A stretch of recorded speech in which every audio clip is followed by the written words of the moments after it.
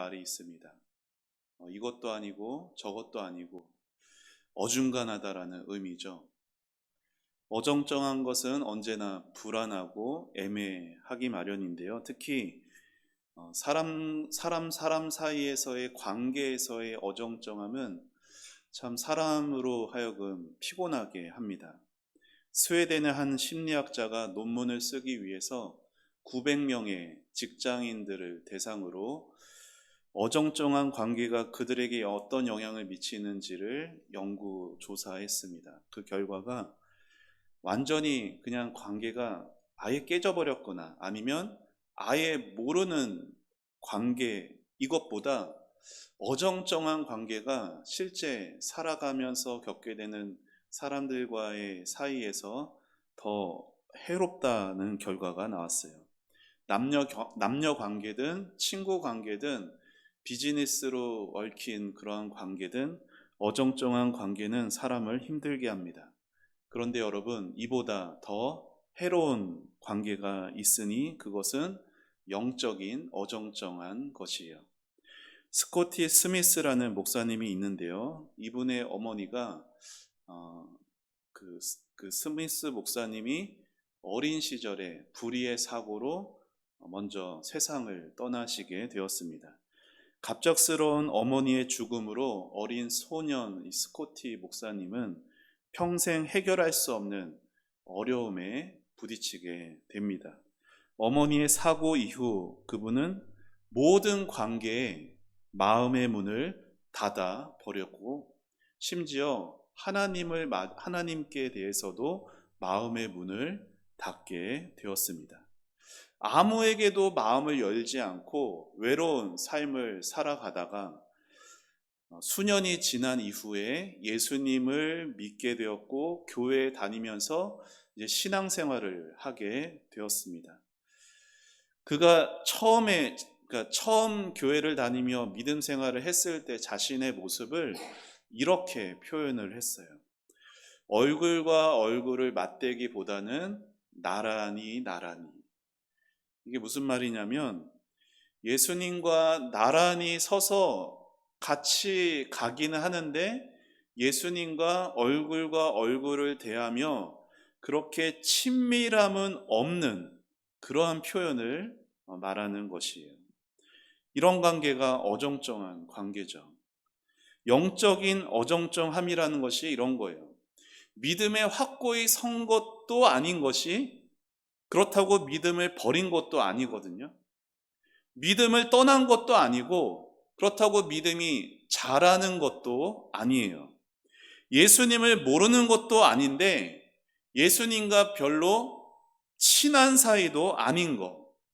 예수님과 상관이 없지는 않지만 그렇다고 예수님께 헌신하지도 않는 이것이 어정쩡한 영적 상태입니다. 오늘 예배하는 여러분의 영적 상태는 어떻습니까? 혹 어정쩡한 상태는 아니십니까? 예수님과 친밀함을 누리는 사람을 나도 저렇게 신앙생활 했으면 좋을 텐데 부러워는 하지만 정작 자기 자신은 예수님과 그렇게 가깝지는 못한 채 어정쩡한 관계에 머물러 계시지는 않습니까? 여러분, 무엇이 그러한 영적인 어정쩡함을 만드는지 아세요? 물론 그 원인은 여러 가지가 있을 거예요. 그러나 큰 원인 가운데 하나는 저를 한번 따라해 보시죠. 잘못된 신학. 네. 잘못된 신학이 그로 하여금 신앙생활에서 어정쩡한 영적 상태에 있게 한다라는 거예요.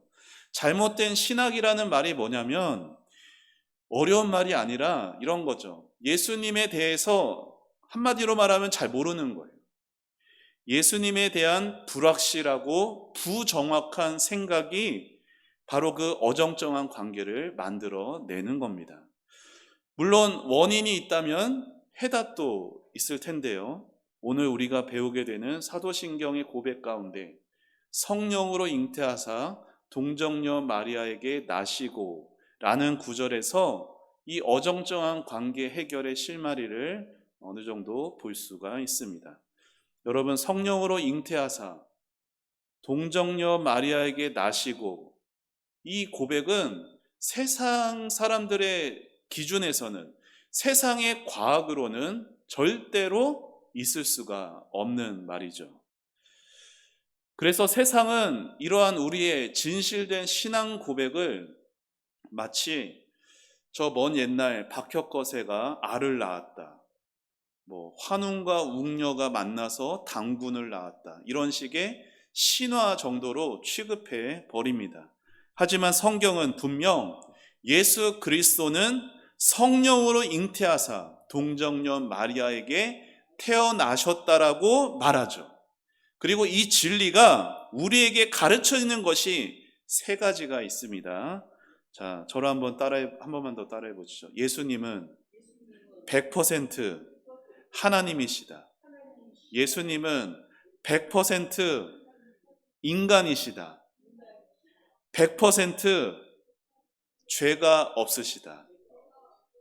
100%를 세 개 말했어요. 뭘 말했어요? 인간이시다, 하나님이시다, 죄가 없으시다. 이 세 가지가 성령으로 잉태하사 동정녀 마리아에게 나시고의 그 고백이 우리에게 가르쳐 주는 것이에요. 그리고 이 세 가지 진리는요, 기독교의 모든 진리 가운데 가장 중요한 가르침 가운데 하나이고, 사실 이 세 가지 진리 안에서 가장 각종의 이단들이 다 여기에서 나온 것입니다. 여러분, 사도신경에서 예수님에 대한 신앙 고백은, 사도신경이 성부 하나님, 성자 하나님, 성령 하나님에 대한 신앙 고백이에요. 근데 사도신경에서 가장 많은 분량을 차지하는 것은 단연코 예수 그리스도 성자 하나님에 대한 신앙 고백이죠. 그런데 그 예수님에 대한 고백은 두 부분으로 나눠져 있어요. 어떻게 나눠져 있냐면 그 예수님이 누구신가, 그리고 다른 하나는 그 예수님이 무슨 일을 하셨는가, 이렇게 두 가지로 나눠져 있습니다. 지난 시간까지 살펴본 것이 그 두 가지 중에 첫 번째인 거예요. 뭐요? 예수님은 누구신가. 그 외아들 예수님은 누구세요? 독생자이세요. 아들 하나님이시다 말씀을 드렸죠. 그 다음에 그 예수님은 우리 주가 되세요. 예수님은 주님이시다라는 고백이고, 예수 그리스도, 예수님이 그리스도시다라는 고백이죠. 이제 그 다음부터가, 오늘부터 살펴보는 이 다음 부분이 예수님이 무슨 일을 하셨는가에 해당하는데, 여러분, 예수님이 고난받으시고 십자가에 죽으시고 장사 지낸 바 된 그 모든 일의 첫 번째가 뭐냐면 바로 예수님이 성령으로 말미암아 동정녀 마리아에게 나신 거예요. 만약에 예수님이 성령으로 태어나지 않으셨으면 그분이 아무리 십자가에 1000번, 10,000번 매달려 죽으셨어도 그 죽음은 우리와 아무 관계가 없습니다. 예수님의 죽음이 우리와 아무 관계가 없다라는 말은 예수님이 우리를 구원하지 못하신다라는 뜻이에요. 그래서 이 동정녀 탄생은 예수님의 십자가와 죽음과 장사됨의 모든 구원의 의미를 주는 첫 번째 사건이 되고, 그래서 첫 단추가 되며 구원의 주춧돌이 되는 가장 기초가 되는 것입니다. 여러분, 예수님은 우리를 위해서 동정녀 마리아에게서 태어나셨어요. 자, 이것은 아까 첫 번째 100%세 가지를 말했는데, 첫 번째는 100% 인간이에요. 인간. 네, 하나님이 좀 있다고요. 네, 인간입니다. 예수님이 참 사람이 되셔야 했기 때문이었어요. 왜냐? 그래야 우리를 위하여서 죽으실 수 있기 때문이죠. 우리 모두는 이 땅에 왜 태어났어요? 살기 위해서 태어났어요. 그러나 예수님은 죽기 위해 태어나셨죠. 얼마 전에도 그런 말씀 드린 적이 있어요. 동방박사 세 사람이 세 가지 선물을 들고 왔죠. 황금과 유향과 모략을 들고 왔어요. 황금이야 왕에게 바치는 것이지만 유향과 모략은 죽은 사람 장례를 위한 거였어요. 그래서 마치 어떤 것 같은 거예요. 아기가 태어났는데 관을 들고 가는 것과 같은 그러한 선물이었다 말씀을 드렸습니다. 누군가 우리 죄를 위해 대신 죽어야 하는데 강아지나 돼지가 우리를 위해서 죽는 것은 의미가 없고, 사람이 아니면 사람의 죄를 대신해서 죽을 수가 없어요. 예수님이 저와 여러분을 대신해 죽기 위해서 그래서 이 땅에 오신 것이고, 대신 피 흘리시기 위해 사람의 몸을 입으신 것이죠. 그래서 사람으로 태어나셔야만 했던 겁니다. 예수님이 참 인간이 되신 이유가 또 하나가 있습니다. 이것도 참 중요한 거예요. 그래야 예수님이 사람이 되셔야 저와 여러분을 이해하실 수 있습니다. 여러분, 이스라엘의 대제사장은 몸에 두르는 것이 있었어요. 뭐냐면은 이스라엘의 지파가 몇 지파죠? 12지파. 12지파의 이름이 새겨진 보석을 어깨에 메고, 12지파가 상징하는 이름이 새겨진 흉패를 가슴에 달고 하나님 앞에 나아갔던 사람이 이스라엘의 대제사장이었어요.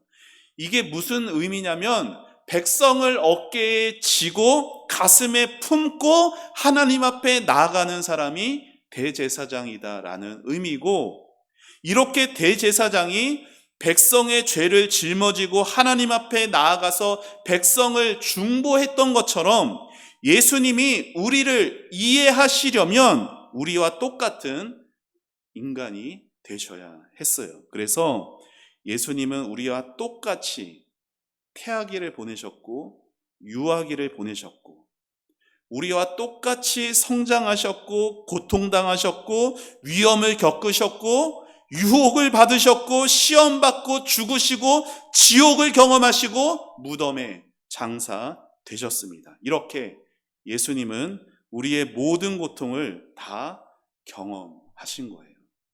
자, 히브리서 말씀 우리 같이 함께 읽어보시죠. 자, 함께 읽습니다. 시작.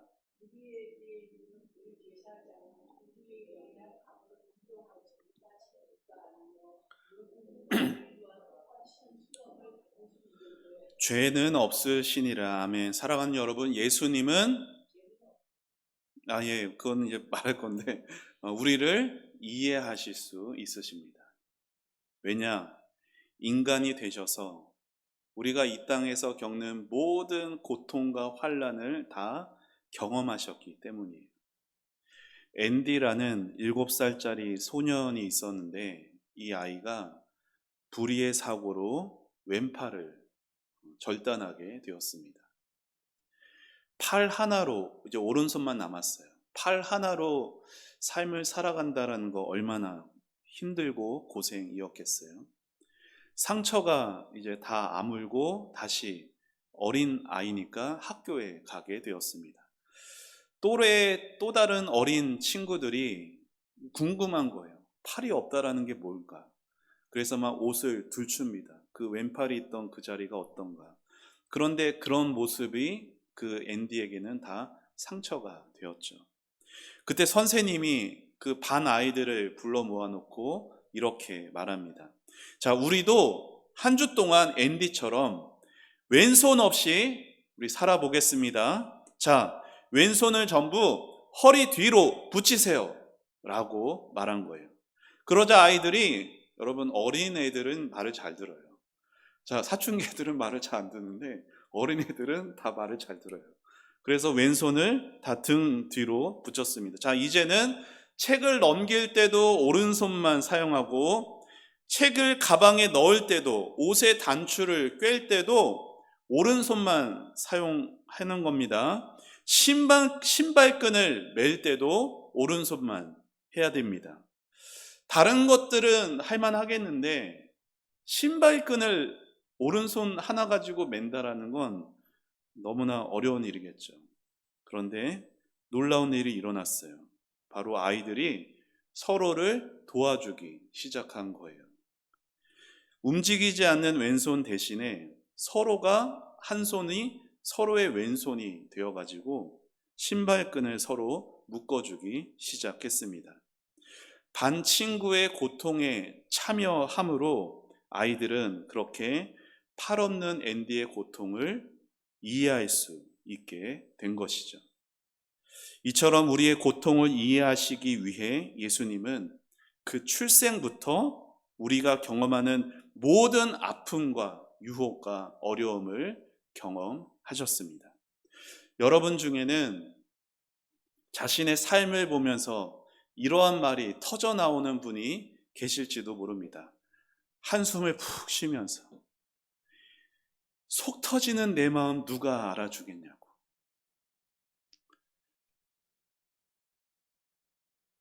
몰라요. 다른 사람은 여러분의 마음을 모르죠. 하지만 누가 여러분의 마음을 이해하실까요? 예수님이 여러분의 마음을 아십니다. 왜요? 예수님은 속이 터지는 고통을 수도 없이 경험하셨기 때문이죠. 끊임없이 사람들의 수군거림과 비방을 받으셨고, 그렇게 3년 동안 동고동락했던 믿었던 사람들에게 배신도 당하셨고, 항상 외로우셨고, 자기 집 하나 없이 머리 둘 곳 없이 돌아다니셨으며, 법정에서 무죄라고 하는 저 빌라도의 말에도 억울하게 법정에서 사형 선고를 받고 십자가에 못 박혀 죽으셨습니다. 우리가 살면서 때로 기가 막힐 고통과 어려움을 겪지만 예수님은 우리를 이해하실 수 있습니다. 그러시려고 저와 여러분이 출발한 그 인생의 첫 시작부터 우리의 모든 과정을, 우리의 모든 고통을 경험하신 것이에요.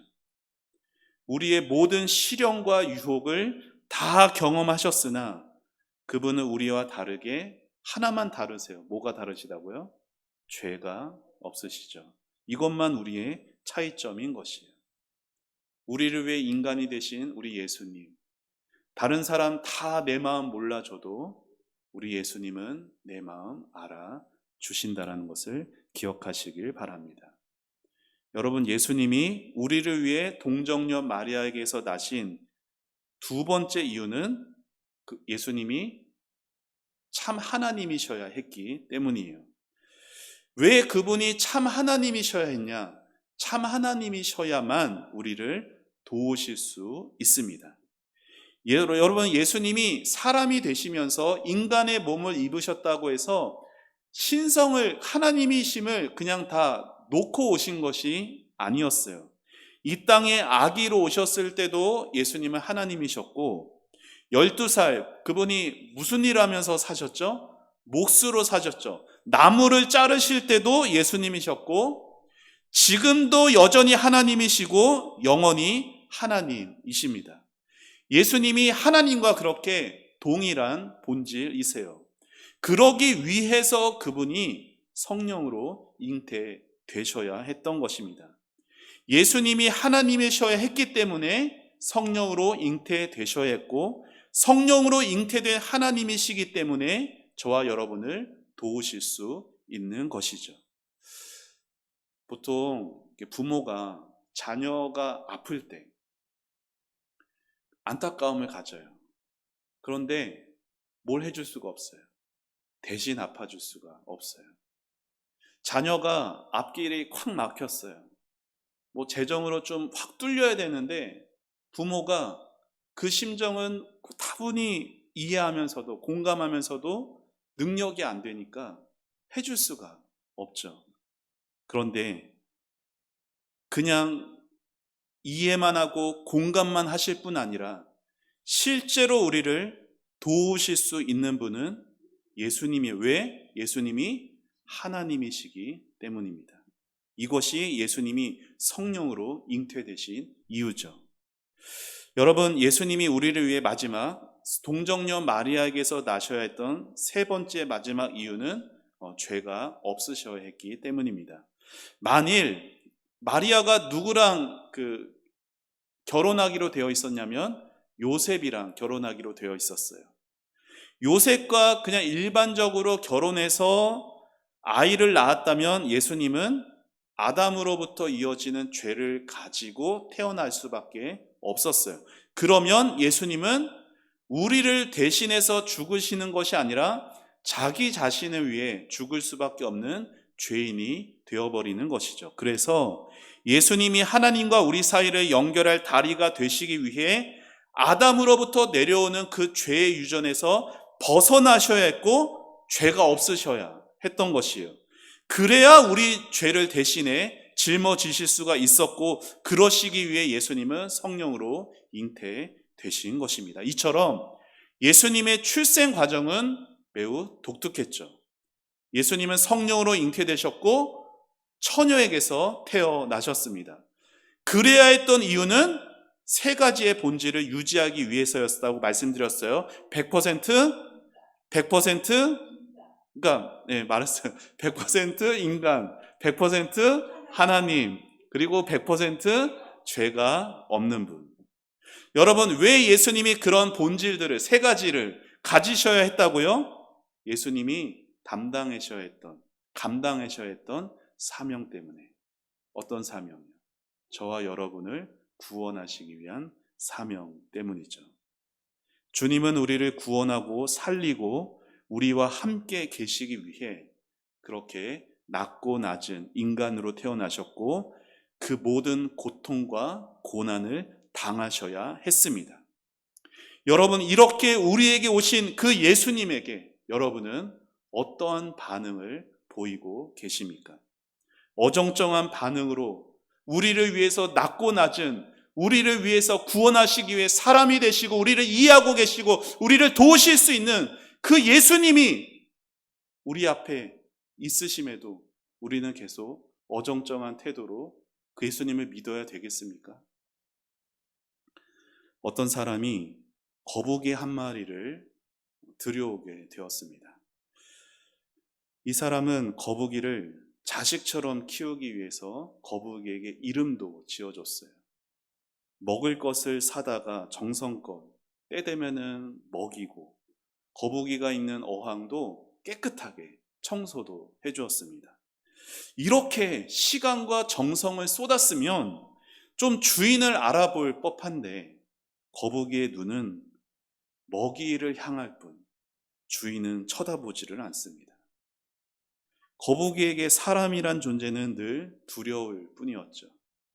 그렇게 5년이라는 시간이 흘렀어요. 5년 동안을 키워졌는데 거북이는 언제나 주인이 던져주는 먹이를 확 물고는 냅다 돌아서 물속으로 들어가 버렸습니다.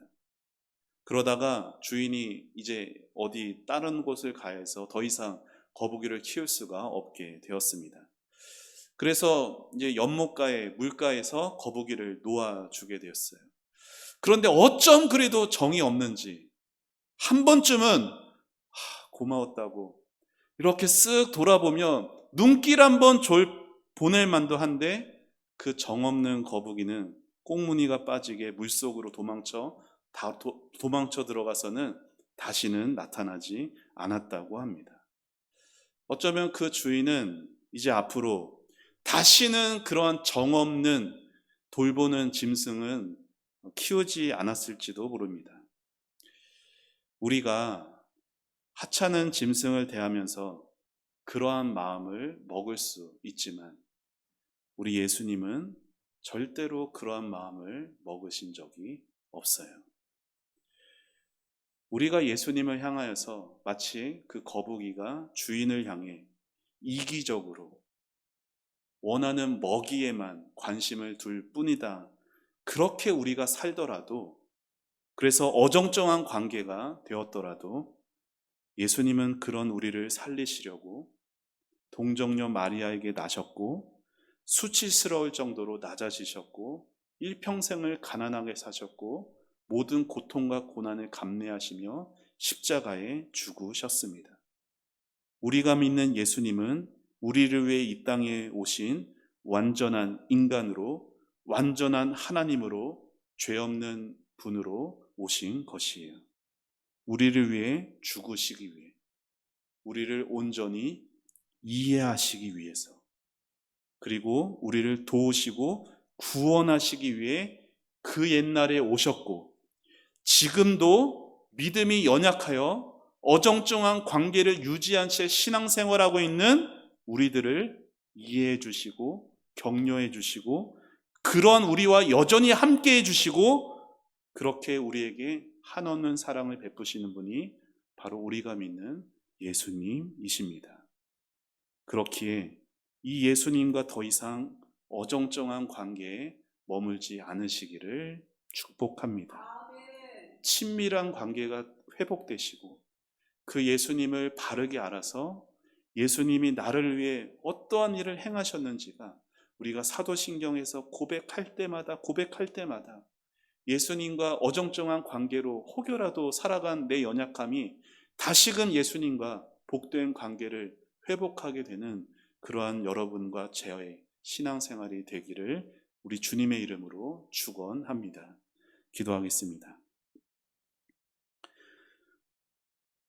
예수님 감사합니다. 오늘도 사도신경의 그 귀한 고백을 알아가게 해주셔서 예수님이 우리를 위해 어떠한 일을 행하셨는지에 대한 그 첫 단추인 성령으로 동정녀 마리아에게 태어나신 그 예수님을 알게 해주셔서 감사합니다.